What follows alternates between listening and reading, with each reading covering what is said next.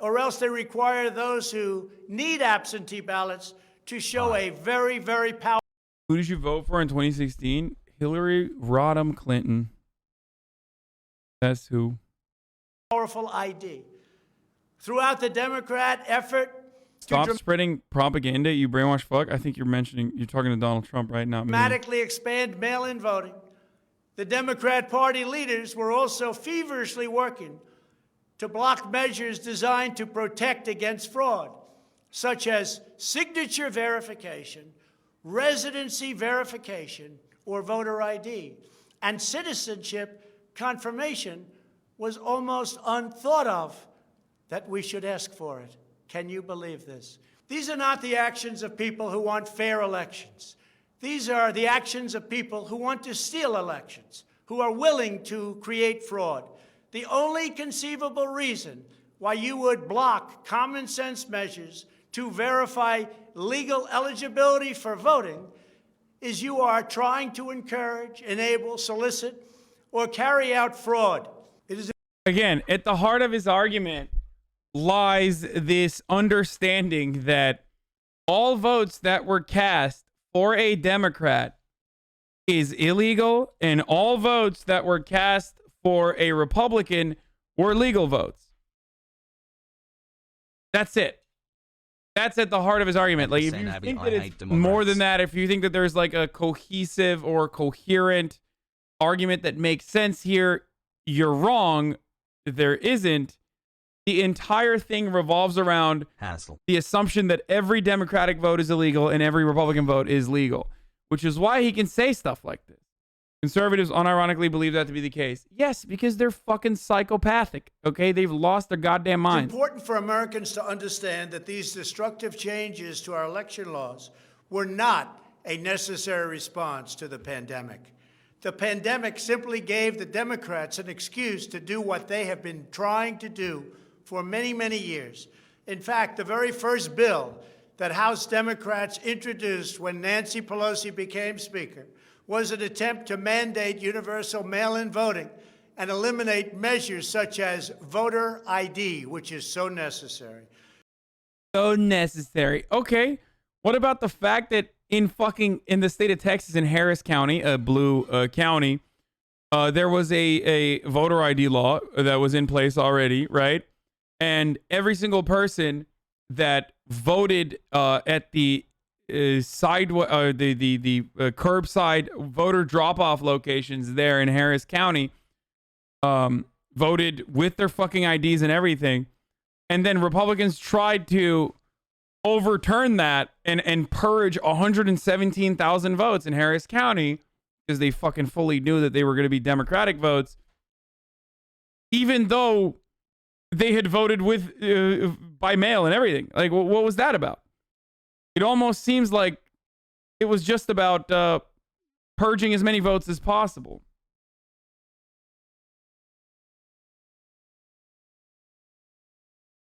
Dramatically eroding the integrity of our elections was the Democrats' #1 priority for a simple reason. They wanted to steal the 2020 presidential election. All of the What even are arguments for voter IDs? I can't think of one. What do you mean? The argument for voter ID is, it's pretty obvious. There's like 12 million plus undocumented immigrants in this country.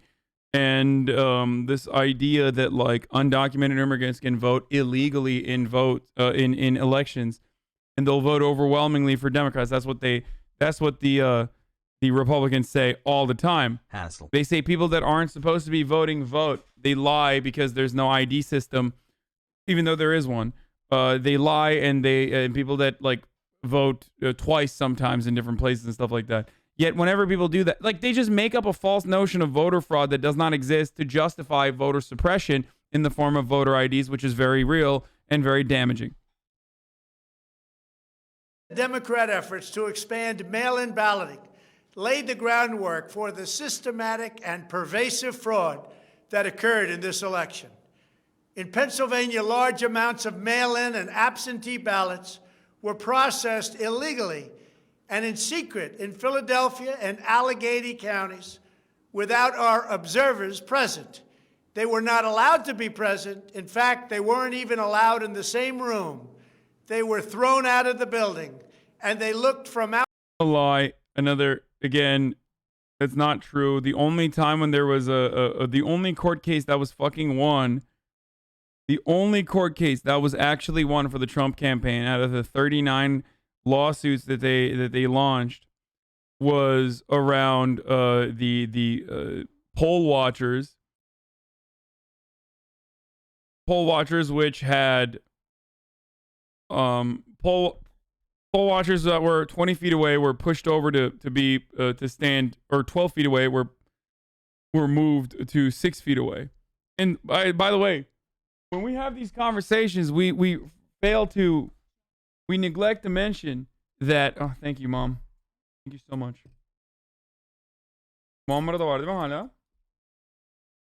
Okay. We neglect to mention when we have these sorts of conversations, the funniest part about it is that Democrats are poll watchers too. Like, if poll watchers are not allowed to watch the fucking counting process, they're not just only Republicans that are not allowed to watch the voting count process. It's Democrats too. But that's something that never gets talked about, by the way. That's just like, the implication is that everything in the system is designed to favor Democrats when it's literally the opposite. But the implication is that, like, all of these problems happen to fucking impact Republicans and not necessarily Democrats. There's no evidence for this.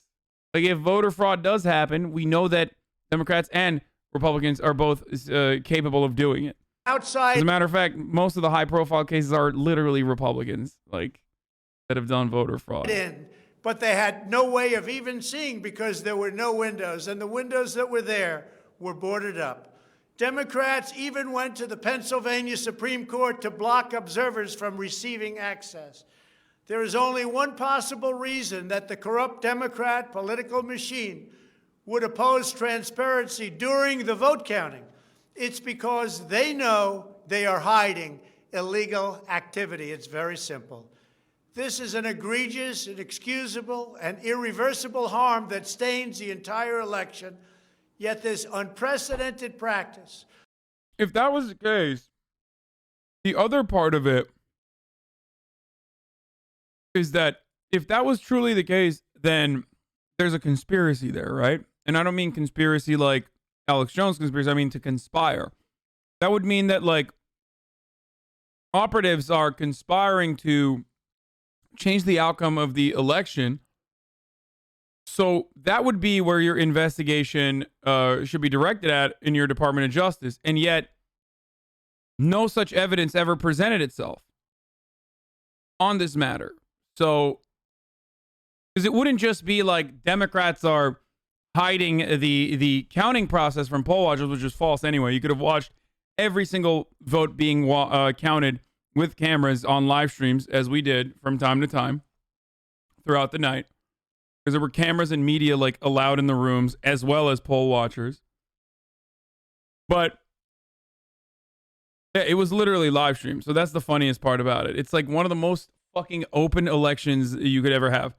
But if that was the case, then there's also, then you wouldn't just attack the poll watchers not being allowed in the rooms and whatever.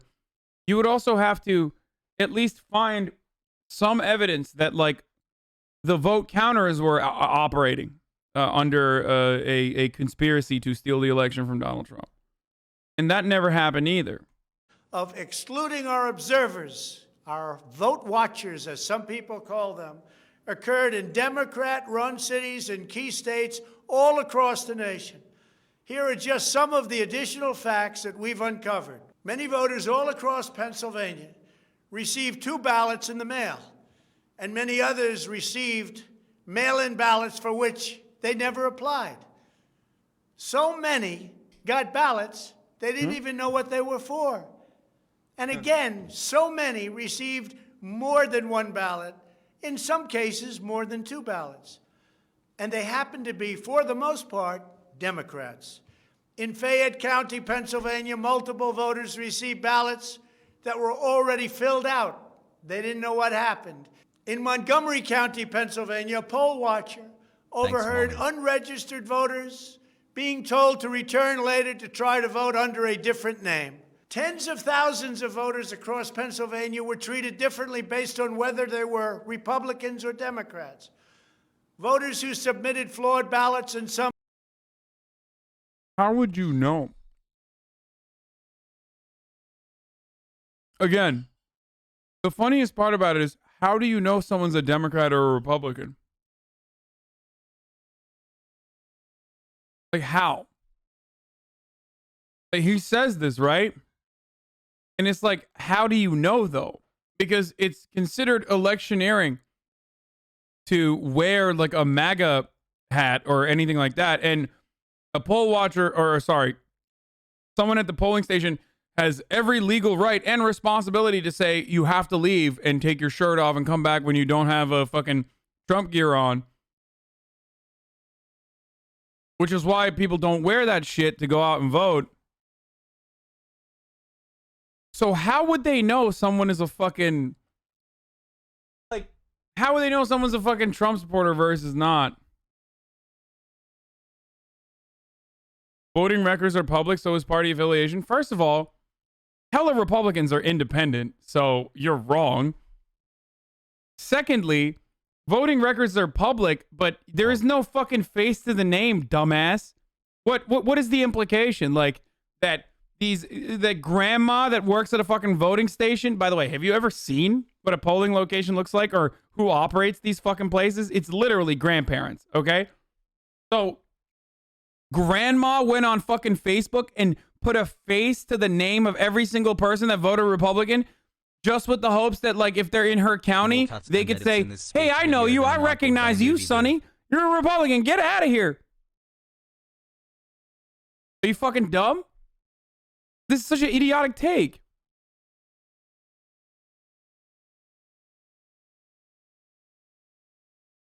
Some Democrat precincts were notified and asked to fix their ballots, while Republican precincts, and in particular Republican voters, were not so notified, which plainly violates the Equal Protection Clause of the United States Constitution.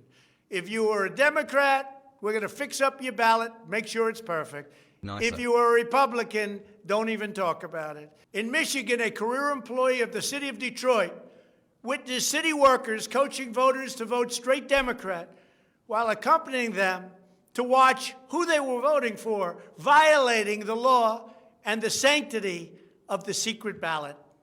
You can't do that. The same worker says she was instructed not to ask for any ID and not to attempt to validate any signatures.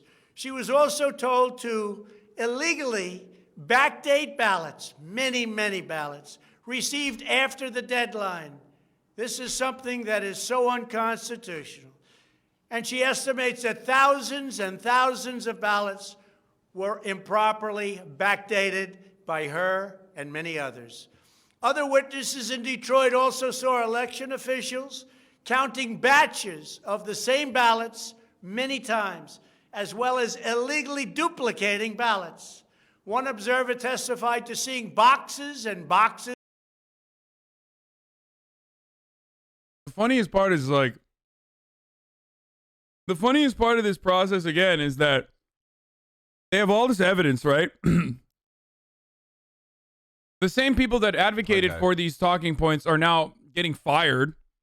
Trump thinks that they're, like, undermining his position. They're then taking this evidence to a court, and it's just getting owned over and over again. Who is it getting owned by? Oh, judges, right? Activist judges, activist judges. Activist judges that are what? A part of the Federalist Society? Activist judges that are literally activists for the conservative Republican Party? Like, the judges that are throwing out these fucking election lawsuits are fucking Republican. They're Trump appointees half the fucking time. Why?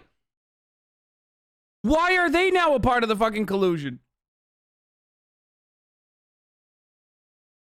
The hilarity of this entire process is that, like, listen, if your belief system implies that there were so many people in positions of power that fucking despise Donald Trump so much that they would risk their lives, their livelihood, and their freedom to cheat on behalf of the Democratic Party, that even Donald Trump's own court appointees would cheat against him,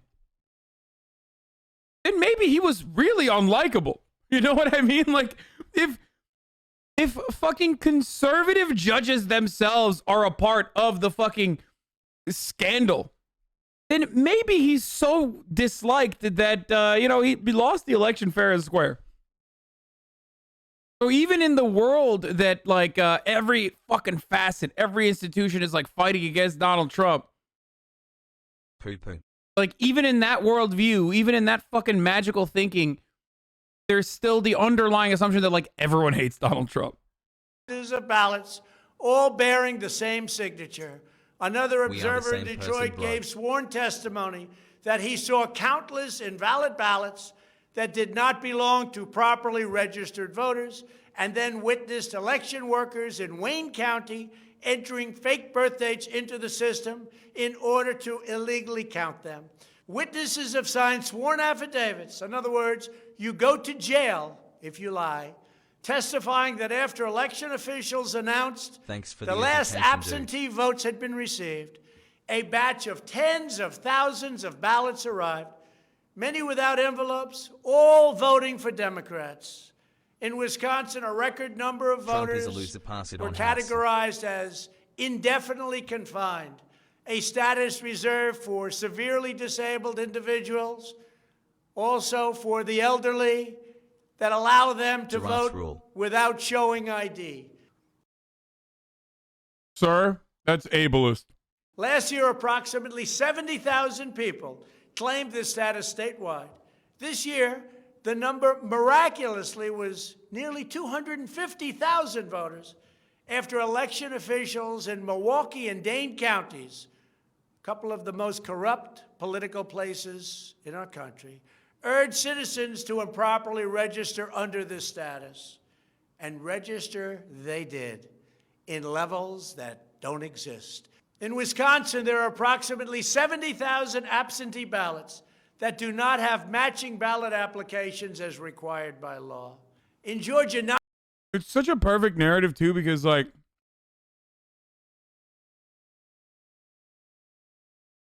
it's such a perfect narrative because, like, you can only believe it if you think that Donald Trump is so popular that it's impossible that Joe Biden could ever beat him, which his fans fucking literally believe. That every single person is fighting against him because he's doing the right thing, which his fans literally believe. And lastly, that there wasn't like a world-changing event that we are all currently still experiencing that made it so that there were, vote-by-mail processes put in place, which is COVID, and they literally don't believe that it's a real thing. So it's a perfect fucking mixture, and that's why so many people still fucking believe that Donald Trump is right. If you deny the existence of COVID and you think it's fucking fake news, you think Donald Trump is the second coming of Jesus Christ, and you cannot fathom how he could lose to a fucking loser like Joe Biden. That food looks hella dank, son.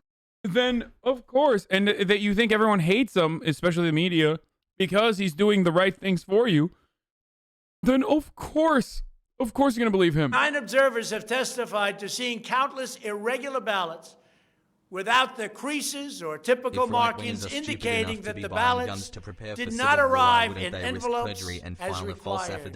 A poll watcher in Fulton County estimated that approximately 98% of the large number of unusually pristine ballots that she witnessed were for Biden, a highly unusual number. In addition, thousands of uncounted ballots were discovered in Floyd, Fayette, and Walton counties weeks after the election. And these ballots were mostly from Trump voters. They weren't counted.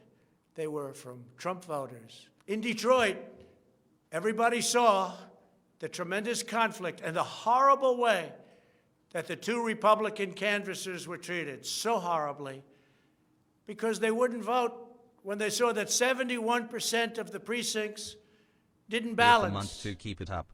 And also, wait, what? There were more votes than there were voters. Think of that. You had more votes than you had voters. That's an easy one to figure. He looks and green by screened. the thousands. In Arizona, in-person voters whose ballots produced error messages from tabulation machines. First of all, weird edit. Yeah, there's some weird ass edits. There's always there's always discrepancies in the final tally. Like there's always discrepancies in the final tally of like how many people they counted. Always. The problem is, thank you for doing what's the fucking number? Okay? What's the number? Like, is it 12 votes? Or is it 100,000 votes? If fucking 40 people extra seemingly voted, that doesn't even mean that there's like 40 extra illegal voters there. It just means that somewhere along the process, maybe someone who wasn't registered to vote or someone who was registered to vote elsewhere was able to vote there.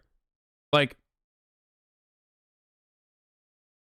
yo, that's crazy. It is 46 minutes long. It's not that crazy if you know how fucking he operates.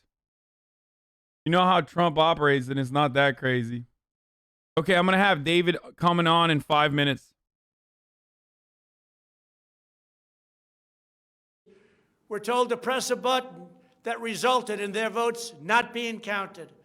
Also in Arizona, the Attorney General announced that mail-in ballots had been stolen from mailboxes and hidden under a rock. In Clark County, Nevada, that's so where dumb. most of the state's voters reside, the standards for matching a signature using the signature verification machine were intentionally lowered to allow large numbers of ballots to be counted that otherwise would never have passed muster. I love how stupid and childish it is. At the lowest level. According to one report, in order to test the process, 9 voters in Clark County cast ballots with intentionally incorrect signatures, and 8 of the 9 ballots were accepted and counted. They said you could sign your name as Santa Claus, and it would be accepted. Last week, the Clark County Commission threw out the results of a local election after the registrar... Wait. Isn't that illegal? Also, secondly, what does he think? Voter ID signature match is always done? Hope 2021 is a Does better he year think for that, everyone. like, we signature matched 140 million votes? Is he insane? That's not how this works. No, you do signature match in questionable ballots. You don't fucking always go after... You don't look at, like, literally every single ballot. You don't have, like, the signatures of 300 million people literally just, like, constantly fucking... Bruh, this shit is too hilarious. I can't believe that people are still buying this shit. How long does he think that... How long does he think this process would take? Because if we looked at literally every single voter and then matched their signatures across the board, that would take a year. Okay? That's not how this is done. Oh God, it's so baby brain, dude. It is so fucking baby brain. reported finding, quote, discrepancy. No, signature match is bullshit anyway, because it's just used against whoever they fucking want to use it against. Because your signature fucking changes. It's like impossible for a signature match to be 1-to-1. They don't bring in a fucking signature specialist to like look like a dude looking at an antique a check or some shit. You know how like they have it in Pawn Stars? Like, oh, I'm a signature specialist. Like, well, this is JFK. Like, he actually signed it. Like, they don't bring that guy in to look at every single person's signature. Fucking idiots, dude. That we can't explain. Also in Nevada, some voters were entered into a raffle for more than a dozen gift cards worth as much as $250 if they could prove they had voted.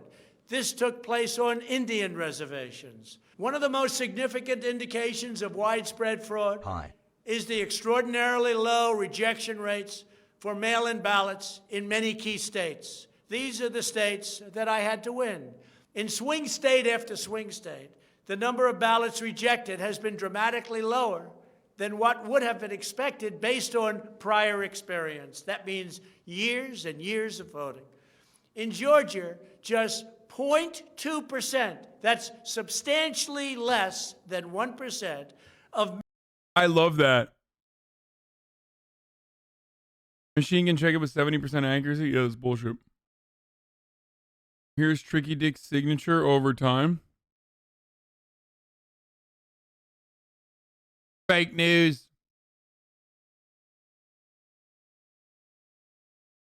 What is it, Georgia?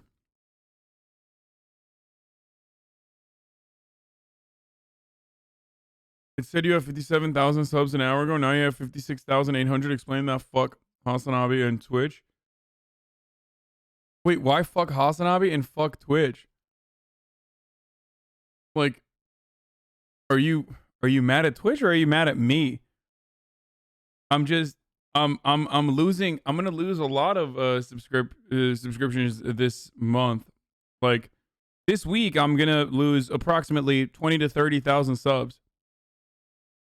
Anywhere from 20 to 30,000 subs will be lost in the next couple of days, like leading up to the election and in the aftermath of the election. 2, 3, 4, 5, 6, 7.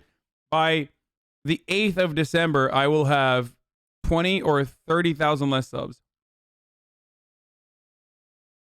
Mail-in ballots have been rejected. In other words, almost none have been rejected. They took everything. Nothing was rejected practically, compared to 6.4% in 2016. And there are those that think that 6.4 was a low number. So think of it. Almost none were rejected.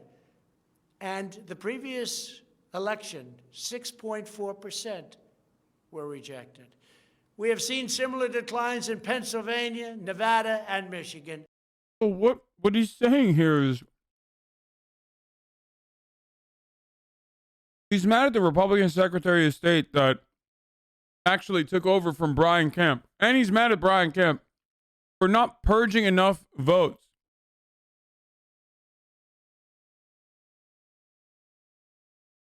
Which is pretty funny. Like he's basically he's openly admitting, he's like, why wouldn't you yeet more votes? Bag of shit to believe what ballots still dribbles from the weren't strong guy's rejected, mouth.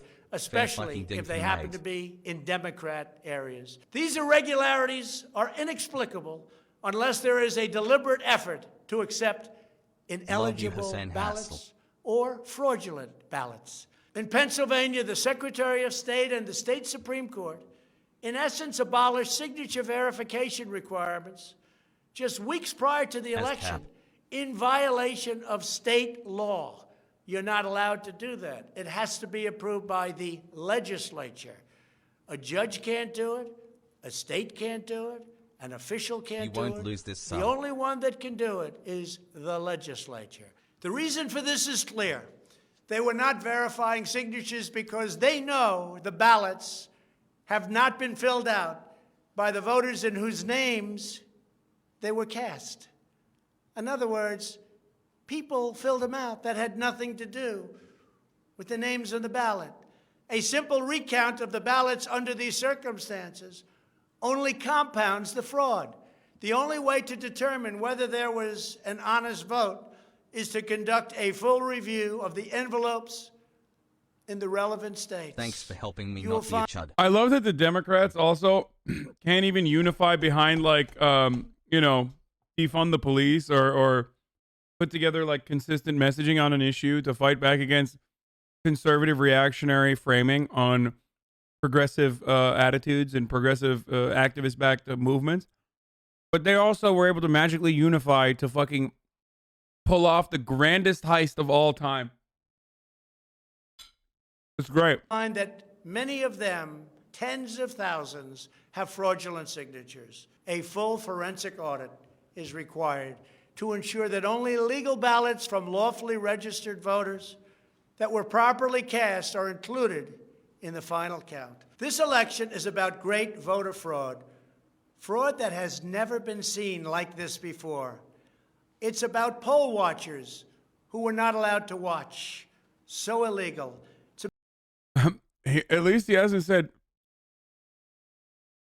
Or at least he hasn't said poll watchers are At least sacred. Trump was able to beat the nameless king for weird. Finished these. You guys three. remember when he kept saying for the past couple of days that poll watchers are sacred? It's a sacred duty. Meanwhile, you know, do you think Ronald Reagan and George H. quick look at what the poll watchers actually are doing. They're like,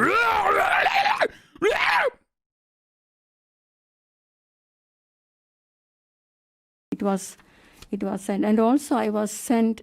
I was also instructed with regard to how to verify the signatures.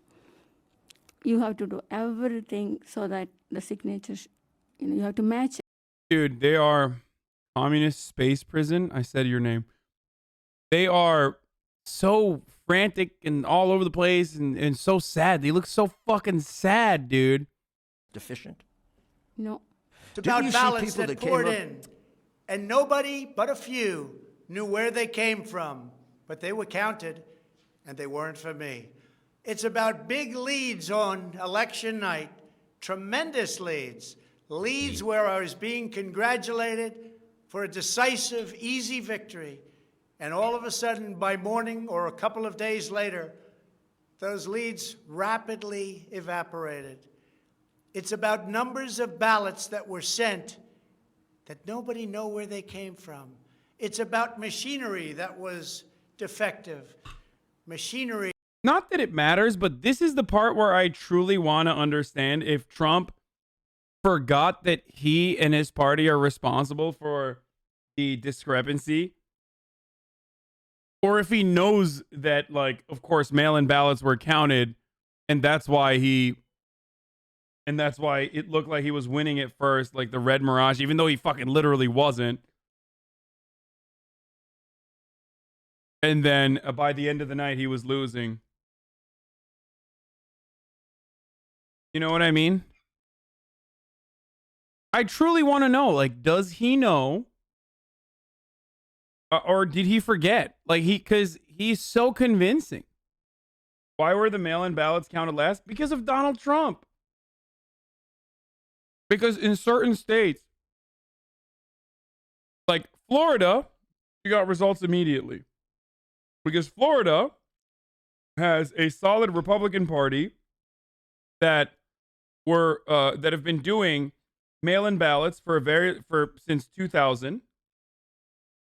And they were like, fuck off. Of course we're going to count our mail-in ballots that are being cast early immediately. Some states did that. States where you got information immediately, counted their mail-in ballots as they came in, and they revealed the information on the night of the election. But in a place like fucking Michigan and Wisconsin, like, they didn't want that. They didn't want to reveal the information. They didn't want to reveal the information immediately. And they waited. Like, they try to hold off on revealing the mail-in ballot numbers. Like the vote by mail. They should have just counted it as it came in. That's the issue. They should have counted it as they came in, and then they revealed it the fucking day of the election. That way we would have known who won and who lost, but they didn't want to do that. They didn't want to do that so that there could be such a system as a fucking Red Mirage. Didn't PA try to pass legislation, but Republicans blocked it? Yep. Thoughts on the Treaty of Versailles, how it affected World War II meta? Thoughts on the that was stopped during certain parts the best of the thing evening, to happen in 2020 miraculously for me is finding to your open stream with hassle. more votes. It was about many other things, but above all, it was about fraud. This election was rigged. Everybody knows it. I don't mind if I lose an election, but I want to lose an election fair and square. What I don't want to do is have it stolen from the American people. That's what we're fighting for, and we have no choice to be doing that. We already have the proof, we already have the evidence, and it's very clear. Many people in the media and even judges so far. I need to fucking talk to someone who believes this, dude.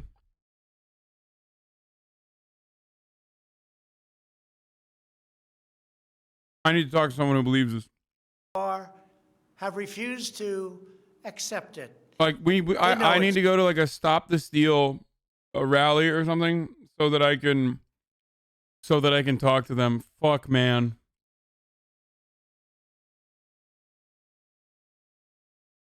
Like, I want to go to one of their rallies and just fucking get a better feel for where they're coming from when they say this shit, you know? It's true. They know it's there. They know who won the election, but they refuse to say, you're right. Our country needs somebody to say you're right. Ultimately, I am prepared to accept any accurate election result. This video is more and I preposterous hope than that when Vin Joe Diesel dove Biden across is the as well. interstate in Fast But 6. we already have the proof. We already have tens of thousands of ballots more. This is really weird. To overturn all of these states that we're talking about. Hassle. This is an election for the highest office in the greatest country in the history of the world. Every reasonable American should be able to agree, based on what we have already documented, that we need a systematic analysis of the mail-in ballots to review the envelopes. It's about the signature. And if they're on the envelopes, we can only review the envelopes, and that will tell us everything. This is the absolute minimum we should expect. This is not just about my campaign, although it has a lot to do with who's going to be your next president. This is about restoring faith and confidence in American elections. This is yet another classic Trump thing where he'll break something and then hold over the fix in front of your eyes, dangle it. And then if he ultimately fixes a problem, he's like, come on, celebrate me, I fixed it. It's like, bitch, you broke it. Like DACA. You guys remember when like the DACA stuff was happening? He was like, well, like, I don't want to continue the DACA program. And then everyone was like, what the fuck are you doing? No, that's crazy. Like 90% of the country loves the DACA program. You can't do that. He's like, but I don't know. It's an expansion of power. I can't do it. It's the DACA program. It's too much. Like, and he kept acting like he had no other option but to fucking like threaten DACA. And then ultimately, when the Supreme Court ruled it unconstitutional, or even before that, he was like, even before that, he was just like, yeah, I want to save these kids. It's like, well, bitch, you're the one who fucking did it. You're the one who fucking literally or is threatening the fucking legitimacy of this program. This is about our democracy and the sacred rights that generations of Americans have fought, bled, and died to secure. Nothing is more urgent or more important. The only ballots that should count in this election are those cast by eligible voters who are citizens of our country, residents of the states in which they voted, and who cast their ballots in a lawful manner before the legal deadline. Moreover, we must never again have an election in which there is not a reliable and transparent system to verify the eligibility, identity, and residency of every single person who casts a ballot, a very, very cherished ballot. Many very smart people have congratulated me on all we've done. The biggest tax cuts in history, regulation cuts, the biggest in history. Has Buff Gaming won? We rebuilt our military. We took care of our vets like never before. Space Force, and so much more.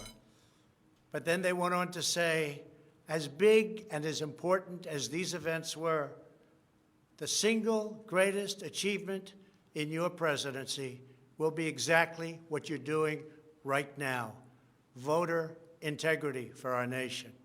It's more important than any of the things that we discussed. If we don't root out the fraud, the tremendous and horrible fraud that's taken place in our 2020 election, We don't have a country anymore. No one has lost more voter integrity battles in the history. No one has lost more voter integrity battles in the history of fucking voter integrity than Donald Trump.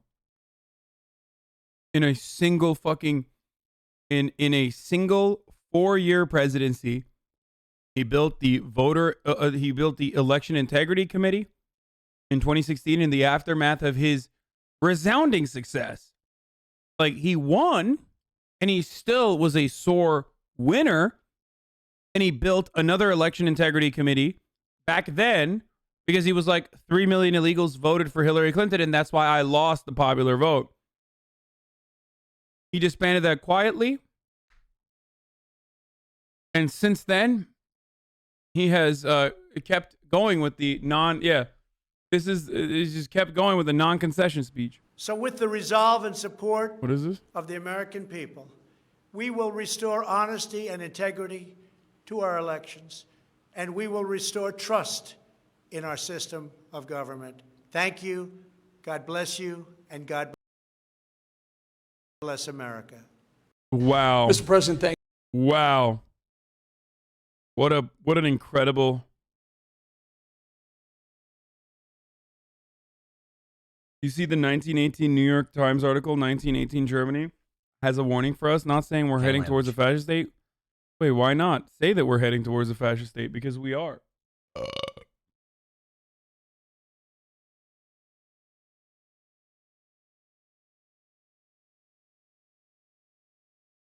Okay. What a beautiful speech. Okay, so I just DM'd David. I don't know if he's in here or not right now. Oh, he is. Okay, he is finishing a post currently. And then after that, we're gonna talk. We're gonna talk to David Dayen. Ladies and gentlemen, folks, boys, girls, MBs, we are talking to David Dayen of the American Prospect. He is a brilliant reporter, and he has a lot to say about the Trump cabinet pick. I mean, not the Trump, the Joe Biden cabinet picks. He is the executive editor of The Prospect, an author. He wrote Monopolized Chain of Title, and he has an unsanitized newsletter called Unsanitized. That's pretty good. So yeah, very excited to talk to David about the picks. Apparently 11 minutes ago, he said, stand by for a hashtag cabinet watch story. Now, they have been at the American Prospect leaking, or not leaking, I guess, predicting these fucking cabinet picks like a week ahead of time. If you want to know, if you are a fucking nerd, all right, if you're like some fucking weirdo nerd who's like, I need to know who the Joe Biden cabinet members are going to be ahead of time, then the Prospect is the place for you to figure that out. Just, you know, instead of waiting for a week like the rest of us. I am a weirdo nerd myself, so I like it, but oh, did he just leak this? A potential HHS nominee, Gina Raimondo, has a mixed record on abortion. Rhode Island governor engineered a budget deal in 2015 that stripped abortion coverage from thousands of families. She's a top contender to become Joe Biden's Health and Human Services Secretary. Nice.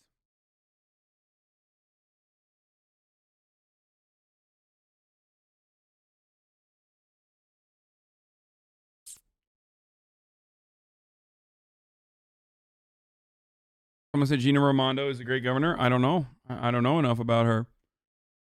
Well, yeah, turning a blind eye to legitimate issues. Rhode Island Dems are bad on abortion.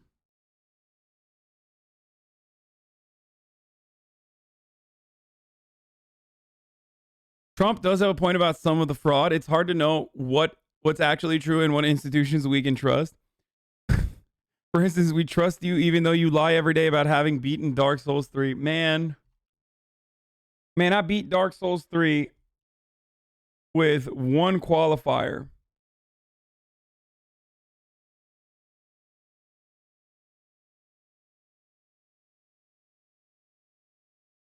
did not beat Nameless King. The lie there is the statement that your chat trusts you. That's true. The real lie is acting like any of you motherfuckers trust anything I say. At HasanAbi, please read these letters poor kids wrote to With Santa the- Saj. Please read these letters with the poor kids wrote to exception- Santa Saj. With the exception of certain news coverage where you do listen to what I have to say or heed my warnings, but even then you're ready at a moment's notice to jump down my fucking throat and murder me for the takes. But with like notable exceptions that revolve around news and politics, chat overwhelmingly is excited at the prospect of shoving takes down my fucking throat.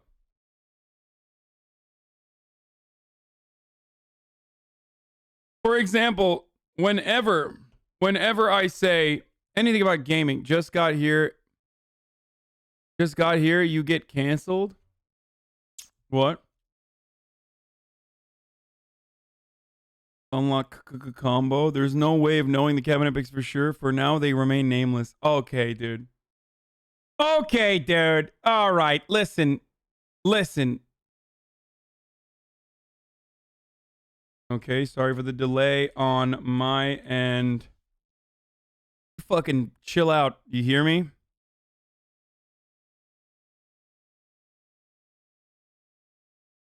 Hassle. Just a quick word from our sponsor. Oh no! Buying a used truck can be full. Okay, David is on. All right, I'm just gonna call him right now.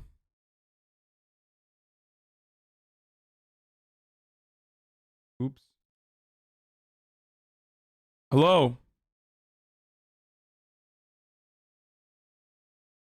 All right, your camera's on too. What's going on? Can you hear me, David? There's a little bit of feedback. Hey, I think up? you gotta. I can hear you. Do you need me to get headphones? Yup. Pog. All right. Let me get my headphones easier. Yep. Okay. There's always so much delay. I wonder why. Okay. Hold on, folks. Hold on to your hats, everybody. Hold on to your beanies, everyone.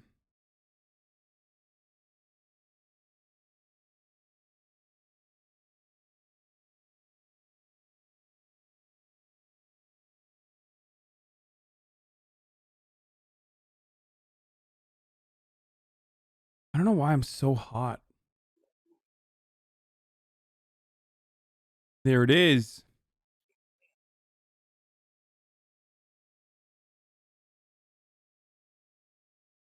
Stop bragging. No, I'm like actually in heat.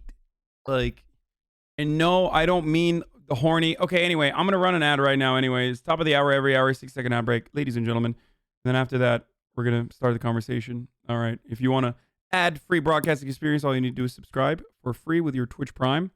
Running the ad now. All right, David, can you hear me? Yeah. Okay, perfect. And I also see that. Yeah, I can hear you perfectly. I also see that you are not wearing the headphones incorrectly, but correctly right now. How about that? Yeah. I'm learning. I'm learning on the Twitch. This is pretty huge. Big stuff. Pretty cool. Big deal. How you been so far? I saw that you just published another article. Is it the one on Gina Raimondo? Yeah, I just put something up. Yeah. Damn, fresh off the press, or hot off the press. Out. Hell right yeah. Out. Okay. Well, David, since last we talked, the American Prospect is just what's going on. You guys got an inside guy, or what's the deal? Why do you guys keep leaking who's going to be on the cabinet? Well, I mean, we have our sources like everybody else, you know. Yeah. We've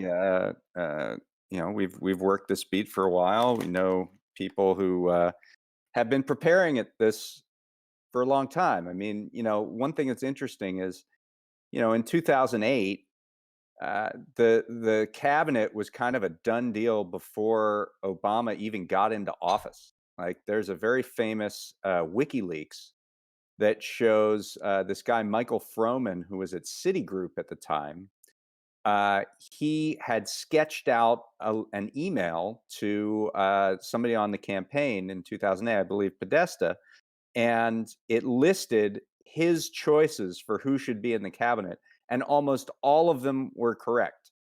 And this was like in October of 2008. So, there was no opportunity to really talk about who was going to be in the cabinet because it was the done deal before Obama even got in. So you're saying you're in the pocket around, of Citigroup. That's how you know. No. So you're saying you're directing the Biden administration. What I'm saying is this time around, there's a much different feel to this. Their progressive groups got out early and said personnel is a priority. We're going to make important asks of the Biden administration on this. And Biden has not always listened, but he's been paying attention. He's sensitive to it to a degree that Obama was not. And so you're seeing the ability, they're throwing out names. They're trying to do trial balloons, and sometimes you got to play the game. But there's an opportunity there to really, analyze these picks, scrutinize these picks, and in a way that I don't think happened in 2008.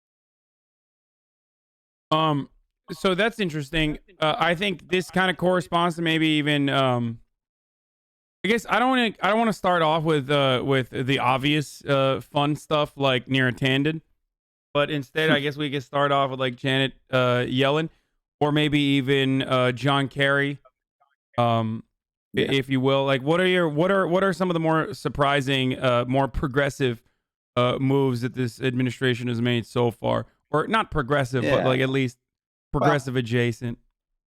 I mean, the thing you can keep saying about Biden's picks is they are better than the alternative. Like that's the thing you can say over and over again. So Janet Yellen was not the initial choice. There was a woman named Lael Brainerd who's now on the Federal Reserve, but during the Obama administration, she served as a right-hand man to Tim Geithner in the Treasury Department, and was seen as sort of a protege of his. And Yellen does not come from that world, does not have as much of a fealty to Wall Street. You can say what you want about her. She's a labor economist and an academic, and it has somewhat standard views, but I think better than the alternative. And that line, better than the alternative, is probably something you could say over and over and over again. Not for all the picks, but for a lot of them. One of the interesting ones that I've seen that is an example of someone who wasn't chosen is there's a woman named Karen Dunn who is a corporate lawyer who was literally the person who prepped Jeff Bezos for that big hearing in Congress when the antitrust they had one? that hearing with all the big tech guys. Yeah, the antitrust. Yeah. Hearing. And so she prepped her Bezos for that.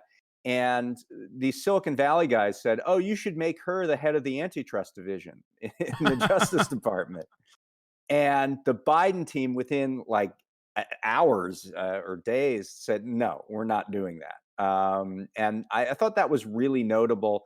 It's notable that there are certain areas where I think progressives have won the conversation around policy.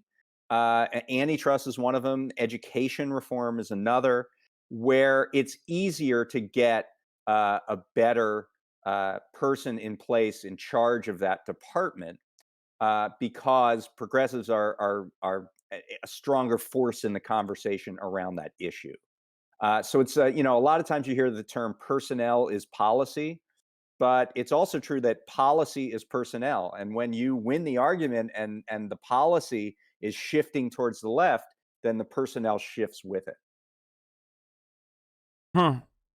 That's interesting. Especially about antitrust, I guess. But antitrust is definitely an area in which the Republicans are also, whether it's cynical or not, also advocating for antitrust or trust busting, or even like undermining the the power that some of these big tech giants have, specifically around social media, for example, with the Section 230. Right. So, which is, of course, ironic because that would literally hurt Republicans more than liberals on these platforms. But, you know, that's besides the point. So I think that could be a part of the conversation as well. I just never, ever think that Democrats are truly on board with anything that would undermine the power that oligopolies have for genuine reasons, because I think it goes against their ideological predisposition. You're not wrong necessarily to think that. You know, there's still certainly corporate influence in the Democratic Party, and it's not like Joe Biden is immune to that. Far from it. Maybe the opposite, right? I ran a piece today about the inaugural committee. So, you know, we're going to have an inauguration on January 20th. And typically, it's one of the few areas where you can solicit direct corporate contributions from corporations directly. I mean, you know, when you're a candidate, you can't get direct corporate contributions. You can get them through a super PAC or something like that, but that's independent, right? This is literally AT&T can write you a check for the inauguration. So the Biden campaign came out, the transition came out with their inaugural committee, which is where you would make the donations. And they set these donation limits up to $1 million from a corporation. So a corporation can write a $1 million check for the inauguration. Why and stop a wealthy there? Individual, I mean, you know, you got to be reasonable. Don't be a pig, right? And $500,000 from an individual. And the thing about this is pretty common, like Obama's second inaugural, George Bush, Trump in 2017 raised $107 million for his inaugural. Nobody knows where it went. 25 million of it apparently went to Melania's friend's event planning operation. So the thing that's different here, though, I mean, it's pretty clear what that money buys, right? I mean, it's supposed to have corporations ingratiate themselves to the incoming president.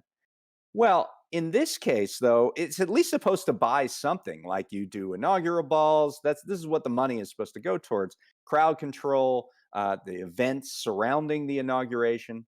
We're not going to have any of them. I mean, we're in the middle of a pandemic. There's literally an ordinance in DC that you can't hold an indoor gathering with more than 10 people in it. And even an outdoor gathering is limited to 25. There's not going to be an inauguration. And yet Biden's team is still collecting corporate checks for the inauguration. It just blows up the artifice of all this, that the money is somehow going towards making a great inauguration. It's clearly going toward, favor trading. And what do you think about the media Yeah, simultaneously talking about Trump's corruption in that regard? Specifically, even Ivanka Trump being deposed today in D.C. Attorney General's inauguration lawsuit, or like you said, some of the funds being distributed in nefarious ways, or in ways that we do not know where they went, while simultaneously raising this kind of money, though. Like the flagrant, the obvious hypocrisy of it all. Yeah, I mean, it really makes it hard to make an argument about corruption. You know, if you're doing the same thing and you're saying it's okay when I do it and not when you do it. So, you know, hopefully the Biden team will kind of pay attention and not run on autopilot and keep collecting corporate money for a virtual, like, what is it for? The Zoom fee? Like, I don't think there's nothing that you can possibly pay. A very limited cost, let's say, maybe some production costs for roll-in videos or something, but there's very little money there that's needed. So Most expensive Zoom meeting ever. Exactly, right. So it's kind of confounding to me, and so hopefully we'll see a change of heart there. But you know, I mean, overall, I think elections have consequences. Bernie Sanders did not win the election. Elizabeth Warren did not win the election. Joe Biden did. We're getting Joe Biden's team, and Joe Biden clearly values two things. He values expertise, or at least people who can say that they are experts on a given issue, which is why you're seeing a lot of Clinton and Obama expats, because they were the last people in the White House, so they have the experience in these particular fields. And the other thing he values is being, conciliatory.